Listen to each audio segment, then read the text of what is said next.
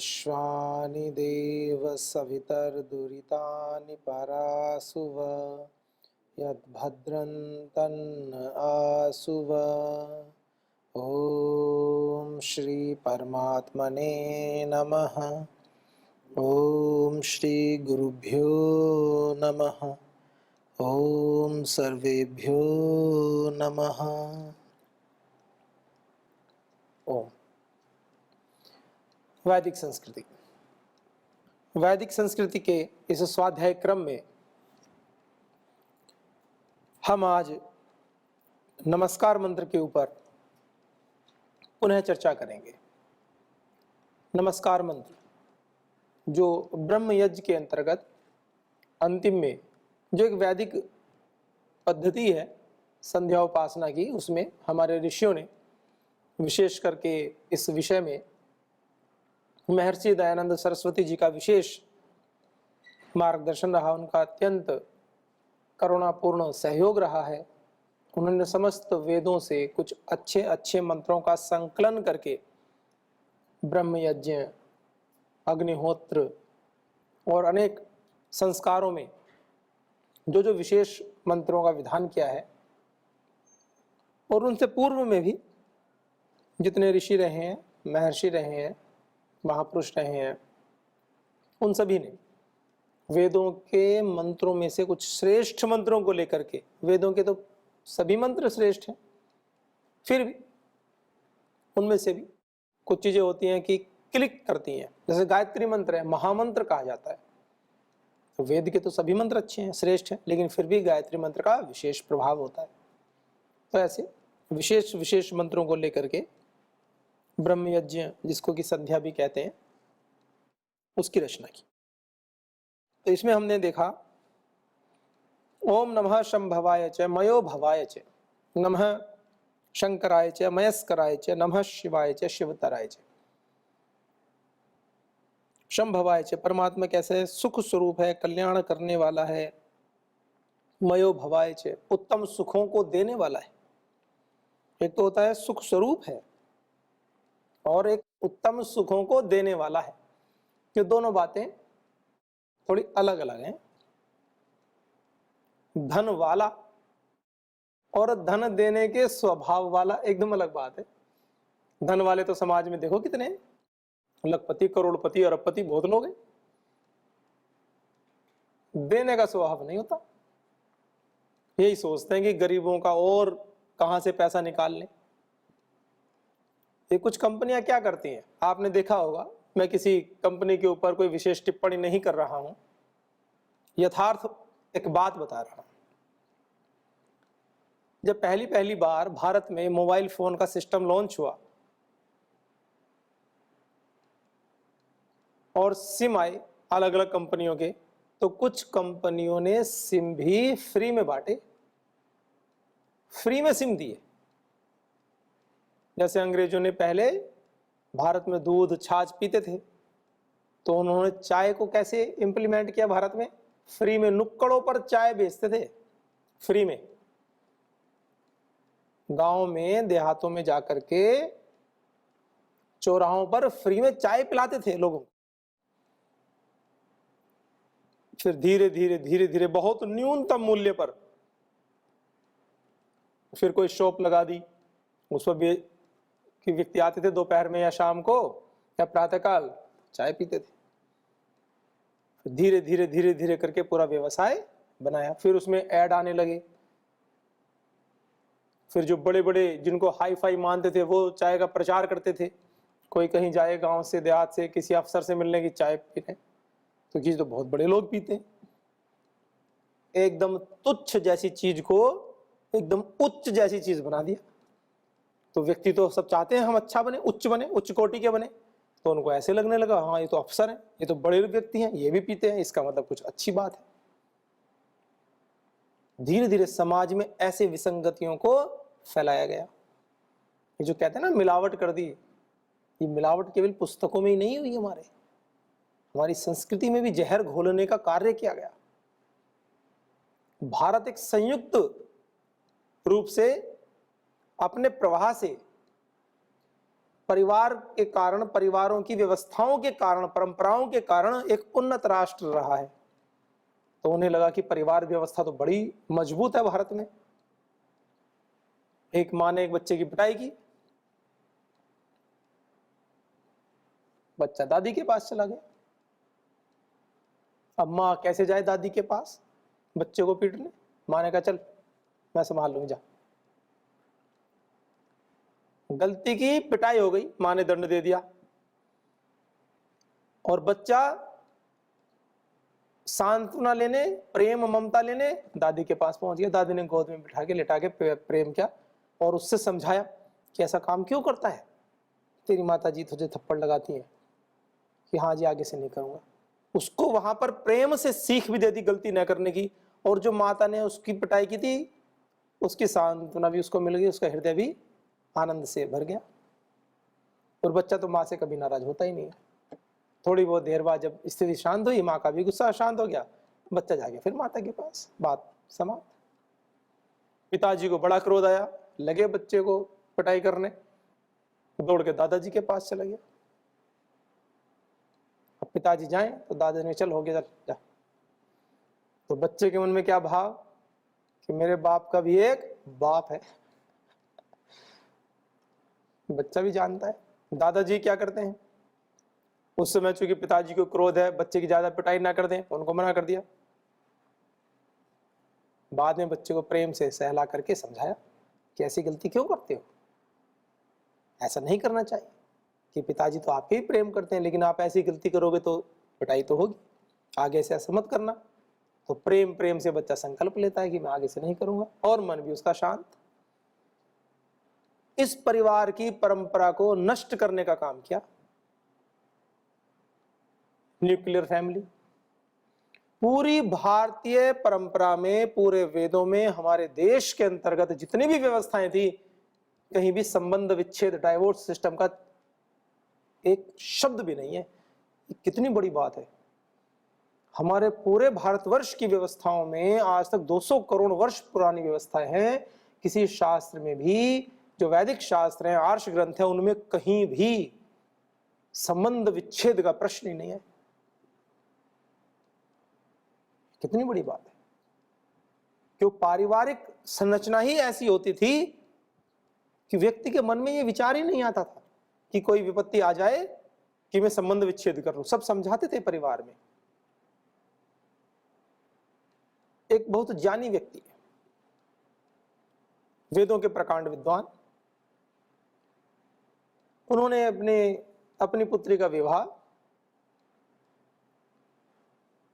एक व्यक्ति से किया, वो भी विद्वान, वेदों शास्त्रों का विद्वान। लेकिन कुछ भूल चूक ऐसी हो गई, व्यवहार में कुछ त्रुटियां होने लगी उन व्यक्तियों से। अनभ्यासम विषम शास्त्रम। यदि शास्त्र का अभ्यास नहीं करोगे, बार बार आवृत्ति नहीं करोगे, स्वाध्याय नहीं करोगे, शास्त्र भूल जाओगे। गलत संगति में पड़ गए और अपनी धर्मपत्नी को दुख देने लगे। धर्मपत्नी अपने पिताजी के पास गई कि मुझे तो अब नहीं रहना घर, वहां तो बहुत दुख देते हैं वो मुझे, आपने तो कहा विद्वान है लेकिन दुख देते हैं। चूंकि जो धर्मपत्नी के पतिदेव थे वो अपनी धर्मपत्नी के पिताजी की, चूंकि वो उच्च कोटि के विद्वान थे, वो उनके प्रति अच्छी भावना रखते थे, वो गए मिलने। दामाद जी कहते हैं रिश्ते में ऐसे। उन्होंने कुछ नहीं कहा कि आपने दुख दिया, क्या दिया, उन्होंने कोई बात ही नहीं की। वो सोच रहे थे कि आए हैं तो कुछ कहेंगे, डांटेंगे, मैं तो दुख देता हूं इनकी बेटी को। उन्होंने कुछ नहीं कहा। शास्त्रीय चर्चा हुई, बातें हुई, और उन्होंने कहा कि मेरा आपसे एक निवेदन है, आप इतने विद्वान हैं तो आप मेरी बेटी को भी कुछ शिक्षा दीजिए। आप रोज शाम को सोने से पहले वेद का कोई एक मंत्र मेरी बेटी को सुनाया करो। आप कोई भी एक मंत्र पर नियम से सुनाओ आप, मेरी आपसे करबद्ध प्रार्थना है। विद्वानों के तो समस्याओं को सुलझाने के तरीके विरले ही होते हैं, इसलिए तो विद्वान है। और जा करके कॉलर पकड़ के और ये करना वो करना, खींचातानी करना, मेरी बेटी को सही नहीं लगता, मैं अपने घर लेके जा रहा हूँ, वो घर लेके जा रहा हूँ, और जयराम जी की अंततः दुख किसको होगा? उधर बेटी को दुख होगा, उधर उसको दुख। उन्होंने क्या कहा कि आप विद्वान हैं और मैं चाहता हूं आप प्रतिदिन रात्रि को सोने से पहले मेरा एक निवेदन स्वीकार करें कि मेरी बेटी को वेद का, शास्त्र का कोई एक मंत्र का अर्थ बता करके आप सोया करें। बस इतना मैं आपसे अपेक्षा करता हूं, बाकी आप भोजन मिले ना मिले एक अलग विषय। ठीक है, उन्होंने कहा कि ठीक है, इतना तो मैं कर ही सकता हूं, वो मुझे क्या इसमें आपत्ति है। और चूंकि वेद के मंत्र का अर्थ जब व्यक्ति अपने मुख से बताएगा और फिर अपने आप वो आचरण करेगा, दूसरों को दुख देगा, कैसे संभव है? 1 दिन, 2 दिन, 3 दिन, 4 दिन, 5 दिन, 6 दिन, 7 दिन आते आते चरण पकड़ के अपनी धर्मपत्नी से माफी मांग ली कि मुझे माफ कर दो, मैं अपने धर्म से हट गया था। यह है वेद का ज्ञान। वेदों में ऐसी बातें हैं, जब मंत्र के अर्थ करोगे तो बताएंगे, प्राणियों पर दया करो, हिंसा मत करो, व्यभिचार मत करो, सत्य पथ पर आगे बढ़ो, कर्तव्य पथ का पालन करो। और चूंकि विद्वान तो वो भी था, तो उसको अपनी भूल का एहसास शास्त्रों को पढ़ने और पढ़ाने से हो गया। शास्त्रों में उसको कहेगा ऐसा मत करो, वेद में लिखा है, और खुद कर रहा है, तो बात हिट करेगी, सुधार हो गया। परिवार की परंपराओं को, शास्त्र की परंपराओं को तोड़ दिया गया, शास्त्रों में मिलावट कर दी। भगवान राम को मानते थे, मानते हैं, कण कण में भरे हैं। भारत माता में, भारत भूमि पर तो राम कण कण में बसे हैं। मैं इस विमर्श में नहीं जा रहा हूं कि भगवान राम जो कहते हैं कि मर्यादा पुरुषोत्तम है, पुरुषों में ही उत्तम है, एक अलग विषय है। लेकिन मनुष्य तो छोड़ो, सबके नाम राम राम राम रखते हैं, किसी के आगे राम, किसी के पीछे राम। और तो और पूज्य गुरुदेव के आश्रम में गए, पूज्य कारसिंह गुरु जी हैं मथुरा में, वृंदावन में, वहां सेवक भोजन देते हैं, कहते हैं रोटी राम, सब्जी राम, दाल राम, राम का नाम। मतलब भारतीय संस्कृति से राम को निकाला कैसे जा सकता है? कण कण में अनुस्यूत है राम का तत्व। इतना विशाल, इतने महान कार्य किए हैं उन्होंने, हमें भी करने चाहिए। लेकिन हमने क्या किया राम के साथ में? हमने रावण को भी पूजना शुरू कर दिया, क्योंकि राम को डिग्रेड करें कैसे? यदि राम को सीधा सीधा ऐसे कहें कि राम जी ठीक नहीं थे, तब दिक्कत हो जाएगी, बवाल मच जाएगा। तो विधर्मी क्या करते हैं, ये किसी महापुरुष के जीवन को डिग्रेड करना हो तो उसका जो विपरीत व्यक्ति है उसका महिमामंडन शुरू करो, तो व्यक्ति कुछ दिनों के बाद चक्कर में पड़ जाएगा, ये भी महान, ये भी महान। क्या क्या महाराणा प्रताप के साथ? महाराणा प्रताप तो महान थे, तो यूं तो कह नहीं सकते थे कि महाराणा प्रताप महान नहीं है। कहा अकबर भी महान, अब बच्चा पड़ गया चक्कर में, महाराणा प्रताप भी महान, अकबर भी महान, तो इसमें दुष्ट कौन है? कंफ्यूजन हो गया। जो अकबर महादुष्ट, उसको भी पुस्तकों में पढ़ाया गया अकबर महान। ये चीजें ऐसे नहीं होती, बड़े षड्यंत्रकारी दिमाग से होती हैं। संस्कृति को कैसे नष्ट किया जाए, इस विषय पर बता रहा हूं। और हमारे ऋषियों ने क्या किया, उन वेदों में से भी सार तत्व निकाल निकाल करके हमारे सामने प्रस्तुत किया कि आप 20,000 मंत्र नहीं पढ़ सकते हो तो कुछ तो पढ़ो, अपनी संस्कृति की रक्षा तो करो, संरक्षण संवर्धन तो करो। ये सब तो कोरी बकवास है। जो कहते हैं ना कि हस्ती मिटती नहीं हमारी, ऐसे ऐसे करके शेर पढ़ते हैं, वो भी कुछ विशेष संप्रदाय के लोगों ने बनाए ऐसे ऐसे शेर भी, ताकि इनको भ्रम में रखे रहो। ये कोई भारतीय किसी विद्वान ने नहीं बनाए। देश खंड खंड में टूट करके कितना सा बचाया। जब आर्यवर्त की बात करें तो आर्यवर्त का इतिहास देखो कहां से कहां तक फैला हुआ है। और सिकुड़ता सिकुड़ता सिकुड़ता सिकुड़ता कहाँ तक आ गया है। ऐसा क्यों होता है? जब हम अपनी संस्कृति से विमुख हो जाते हैं, पढ़ाई करते करते करते करते करते करते पढ़ाई से विमुख हो जाते हैं। आज किसी बच्चे से कहो कि आप शास्त्रों की, धर्मशास्त्रों की बातें करो, श्रीमद् भगवत गीता की, रामायण की, महाभारत की, वेदों की बातें करो, तो उसको वो यूं कहेगा कि आप तो पुरानी सोच के व्यक्ति हो। वो उसको ऐसा लगेगा ये तो पुरानी विचारधारा के व्यक्ति हैं, कि ये तो कुछ जानते ही नहीं है। जो वेदों की बात करता है, शास्त्रों की बात करता है, अपने पुराने पूर्वजों के गौरव की बात करता है, उसको कहते हैं तो कुछ जानते नहीं है। और जो 100-150 साल का इतिहास पढ़ाते हैं वो कुछ का कुछ पढ़ा देते हैं। हमारे पूर्वज भगवान राम, कृष्ण, गौतम, महावीर, जैमिनी, महर्षि पतंजलि, पाणिनि, ऐसे हमारे महापुरुष, ऐसे हमारे पूर्वज। और एक डार्विन ने आगे एक सिद्धांत प्रतिपादित कर दिया कि ये तो बंदर से बने मनुष्य। पहले बंदर थे, फिर इनकी पूंछ बढ़ती रही, फिर ये ऊपर हो गए, पूंछ धीरे धीरे कम हो गए, धीरे धीरे उठना सीख गए और ये मनुष्य बन गए। बताओ, उनको कहते हैं वैज्ञानिक। ये बड़े चिंतन का विषय है। पाषाण काल का इतिहास भारतीयों को पढ़ाया जाता है। पाषाण काल का इतिहास कि पहले पत्थर से मारते थे, खाते थे, पीते। भारतीयों को लाखों वर्ष पहले जो हमारी परंपरा चली आ रही है, उनको 100-150 साल पहले आप इतिहास पढ़ो, कभी जाकर अमेरिका का, इंग्लैंड का, ब्रिटेन का इतिहास पढ़ो, 200 साल पहले का इतिहास पढ़ो, 300 साल पहले का इतिहास पढ़ो। खाक विज्ञान का एक, कहते हैं ना, जिस चुल्लू भर पानी, ज्ञान की एक बूंद भी नहीं मिलेगी वहां पे। या उनके धर्मशास्त्र, जिनको तथा कथित धर्मशास्त्र कहते हैं, उसमें देखो ज्ञान कहाँ है, नाम नहीं है किसी ज्ञान का। लेकिन फिर भी हमारे शास्त्रों को नीचा दिखाने का काम। ये बात कोई हमारी और आपकी नहीं है, बात यथार्थ बोध की है। महर्षि दयानंद सरस्वती जी ने क्या किया? फिर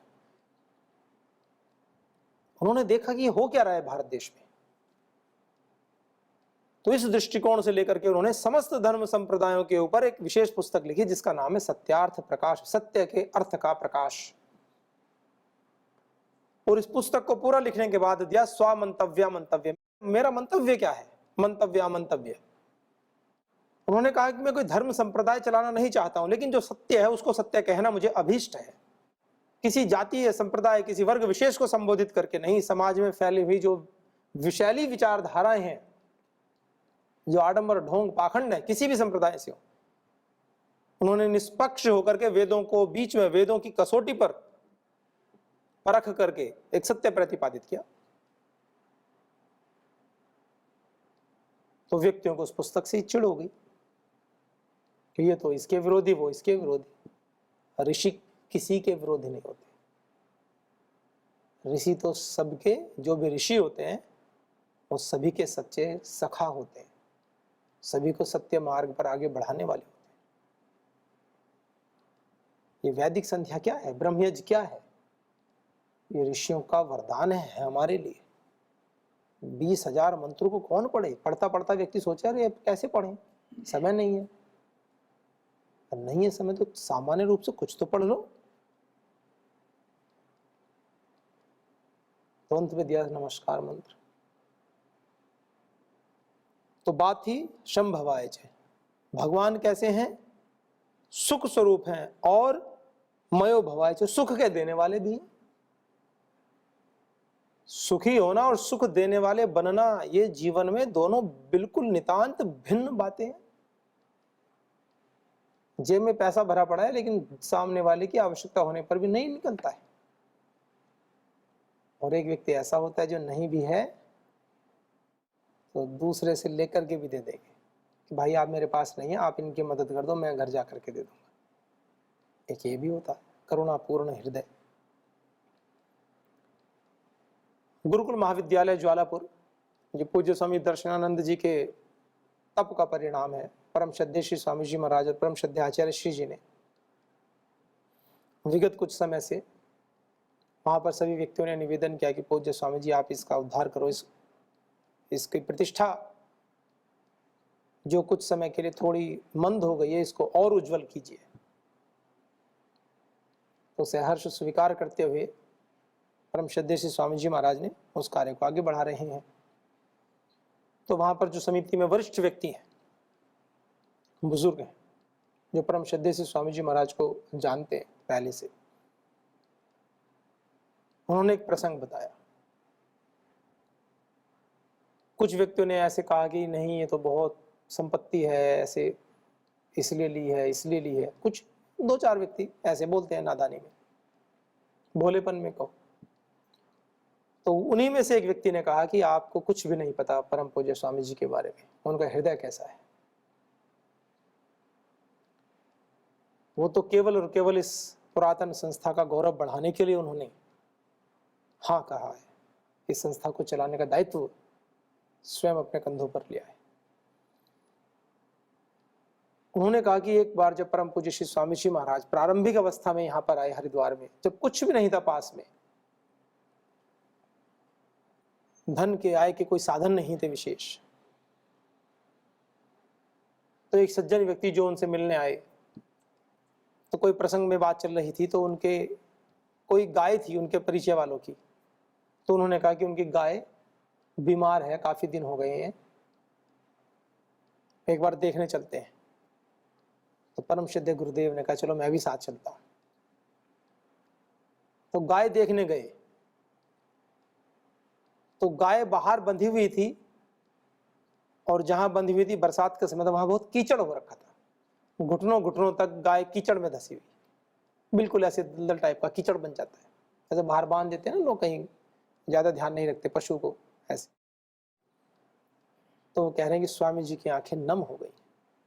उन्होंने कहा महाशय जी,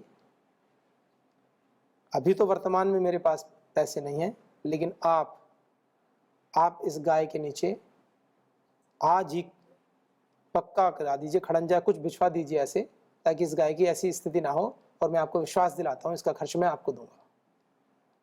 उस व्यक्ति ने बात बताई। मतलब संत का हृदय द्रवित होता है। वो ऐसा भी सोच सकते थे कि भाई अब मेरे पास ही पैसा नहीं है, मुझे खुद ही मांगना पड़ेगा, मैं कहां से कहूं। देने का जो भाव है ना, देने का भाव कभी इस बात पर निर्भर नहीं करता कि आपके पास कितनी संपदा है। देने का भाव एक अलग होता है, क्या दें। इसलिए ऋषियों के लक्षणों में कहा यथा चिख्या पैसा और भूत दया, जो जाना है उसको वैसा ही समर्पित करने की भावना, जो ज्ञान हमने अर्जित किया उस ज्ञान को वैसा ही सर्वस्व न्योछावर करने की भावना। और किस हेतु से? भूत दया, प्राणी मात्र पर दया की भावना से वो होते हैं ऋषि। इसलिए नमस्कार मंत्र में आया ओम नमः संभवाय च मयो भवाय च, जो सुख स्वरूप भी और सुख देने की जिनकी इच्छा भी, जो सुख देने के लिए प्रतिबद्ध हैं। यम कामे तम तम उग्रम कृणोमि, ऐसे कहते हैं जो जो भी कामनाएं करोगे उसको पूरी करूंगा। तम ब्राह्मणम तम ऋषिम तम सुमेधा, ऐसे ये संकल्प है परम पिता परमात्मा का, ये विधान, ये उनकी प्रतिज्ञा है। और अच्छे कर्म करो तब, अच्छे कार्य करोगे तब।